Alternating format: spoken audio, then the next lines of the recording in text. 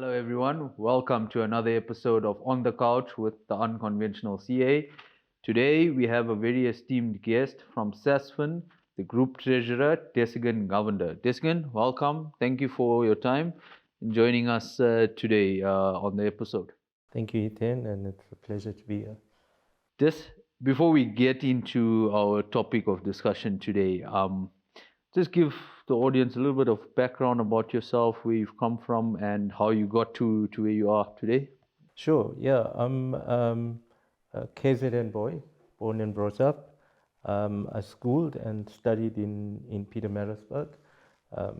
It's a small town in KZN, but it is the capital city.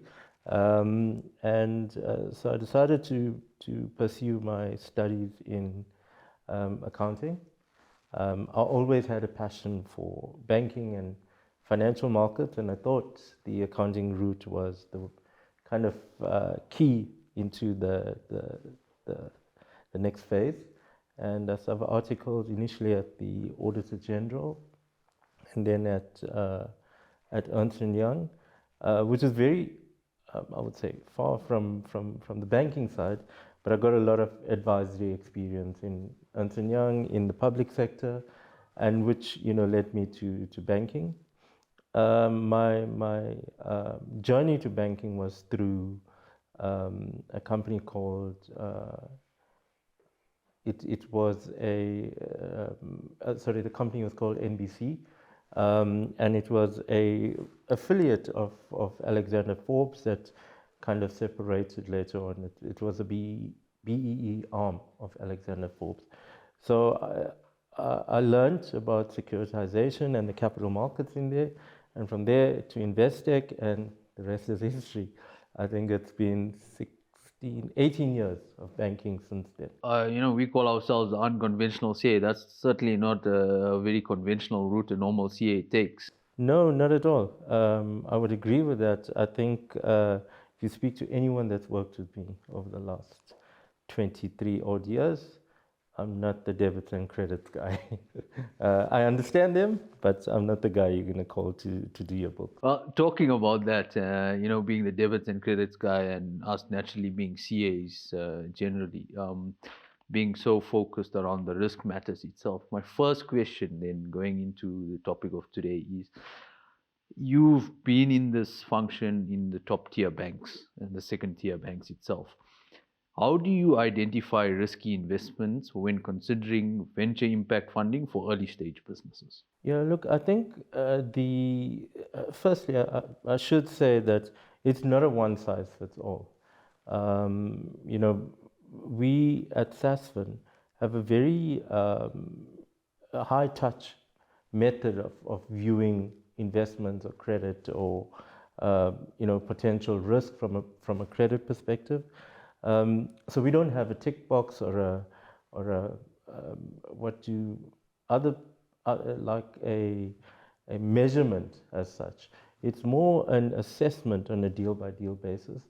There's certain areas that we wouldn't really expand into. For example, mining at this stage. But I don't want to paint that with a broad brush, because when you think of mining, you think of the mine itself, right? But around the mining community, there's a lot of businesses that we find, there's a lot of opportunity to grow that community and invest in those businesses. So it's difficult to say how to assess risk. All I can tell you is that, it's not a one size fits all, and we assess it on a deal by deal basis. In saying that deal by deal basis, at least you give, I get the sensing you want to give the opportunity for smaller and medium sized businesses that couldn't necessarily get that option at a big four bank, right? Yeah. I think where we see ourselves as a bank and as a funder, as a player in this smaller, medium, and micro enterprise level is, as I said, we're high touch. So we know the client. The client needs are discussed at a credit level. There's a relationship that's built, and as opposed to some of these clients you find are like just lost in the bigger banks because they're like too small for a corporate banking, and they're like kind of in the ether. Whereas in our bank, we look at them individually. They will be assigned a relationship person or a banker that looks at their balance sheet and income statement, and the performance and where they've been, where they want to be, and with our track record in the market and our understanding of other clients in the space, we're able to guide, assess, and maybe the client is not for Sasfin at this point in time, or maybe the product they're asking for is not the right product, and that's where we see ourselves plugging the hole to an extent. I don't want to sit here and say that we can accept every deal, or every deal is a bankable deal. But I think as a potential client, the client, after every engagement, would at least walk away knowing that there was a fruitful engagement. What are the next steps? If there is going to be a transaction, what needs to be done? And that type of clarity is where we kind of see ourselves as differentiated. You made an interesting point in there, where you get clients in this pool that are often lost. So it leads to my next question. Which part of small businesses do you think is being ignored in South Africa that has the most upscale potential in light of funding? I think I've mentioned this to you before. It's become a mantra for me, right? In that the heart of any thriving economy is the SMEs, right? You're not going to get growth in your economy from your multinationals. The SMEs. If you look at a thriving economy, you'll see that SMEs are thriving as well, and I think therein lies opportunity for South Africa. There's a vast a number of businesses that are not captured in the formal economy. That grey economy of servicing a different type of informal sector, let's call it that way, that are not banked or don't have access to banking, don't have access to products. And I think there's a piece I did on, a bank account is something we take for granted, right? But for a small business or for a budding entrepreneur that hasn't had access to this type of to like a bank account, it just changes their mindset and their fold when you bring them into this formal economy. By giving them access to banking, to a bank account, it actually, like, to a large extent, if you look at if you broaden like out of South Africa into Africa, like a bank account is a measure of dignity, right? You give a entrepreneur and a budding entrepreneur a bank account as a start, and with maybe an accounting package, and later on some banking services, maybe RCF, overdraft, and in time lending to grow their business. I think that is where we as the banking sector is not actively participating. So even though we look at, when I say we, Sasfin, even though we look at the smaller businesses, I think that element, there's still a lot of development that we can get, go and go deeper to help those entrepreneurs, those budding businesses, and those businessmen and women that are just starting off and need a little bit of a push, a little bit of guidance, and that's where we are failing. It's very humbling that you admit there is a failure in it. Yeah. Not many people would openly say that it's not working. So if you had it all in your own control, if there were one or two things that you would change in terms of an implementation perspective to make it or give a fairer opportunity to those budding entrepreneurs and SMMEs and micro enterprises, especially out in the township environment, who don't previously have this opportunity? What would you suggest? I think it's look. It's you're asking me for my personal opinion, so I am going to give that, considering where I'm sitting in my current role, right? But I think South Africa has a very regulated banking system, as you know. Our regulator is one of the best in the world, right? We were kind of insulated in the 2008, 2009 global financial crisis. South Africa was pretty well secure in those markets and that crisis.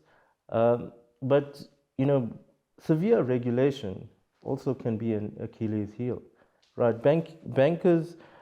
All banks want to participate, want to grow these small businesses, but I think there are limitations as well in terms of how much of string or how long a piece of string is to allow this new type of thinking or fresh thinking in this environment. So the one thing, and I'm not suggesting we change regulation, but I think from a banking perspective, it's very important that the regulation must not only be a stick, but also something that can facilitate a broader approach to credit risk and how you approach looking at the more granular type of businesses, smaller businesses that don't have strong balance sheets, don't have a track record, and you want to bring them in. That's the one thing I think the regulations need to be more a facilitation. The second thing I would say is, and which is harder because banks as well are reporting to shareholders, right? There has to be a return, but I think there has to be a balance when you look at these smaller businesses. And I know I may sound too altruistic with this statement, but you must be able to kind of sacrifice profitability initially, because the more of these businesses that you bring into the fold, you fund and allow them to grow and become successful. In the long run, if you're taking a long-term view, that actually brings growth, it creates jobs, and the profits you're sacrificing today will be your super profits in the future, right? And I did, I suppose, caveat that it's quite altruistic. And the third thing I would, from my point of view, I would say is, as South African, I'm adopting a South African lens here. Funding must not just be from the point of view of a commercial lens.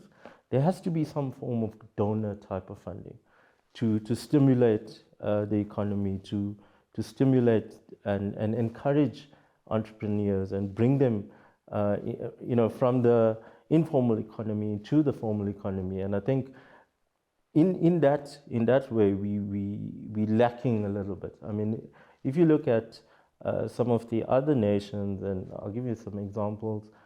We have some in North Africa, maybe Ethiopia, Bangladesh, India, Pakistan.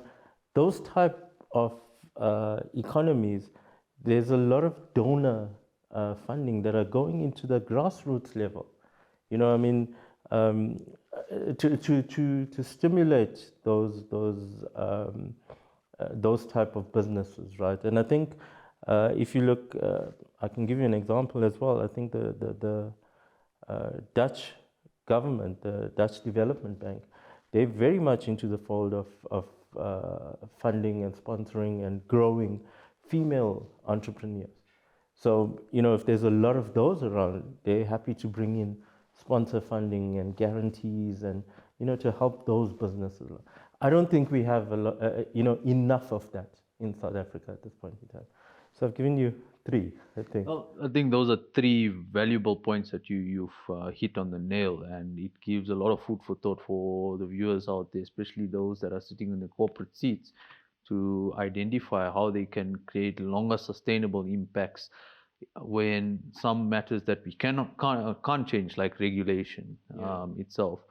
You can still find other ways innovatively to sustain the economy in the longer run, which I think is important and prevalent for the corporate society. But on the other end of the spectrum, I always, and being in the space grounds on with entrepreneurs, I always see entrepreneurs asking for funding, but when doing the DD or basic assessment of the viability of that business, it doesn't always show true reflection of what, or potential of what's actually out there and what they say.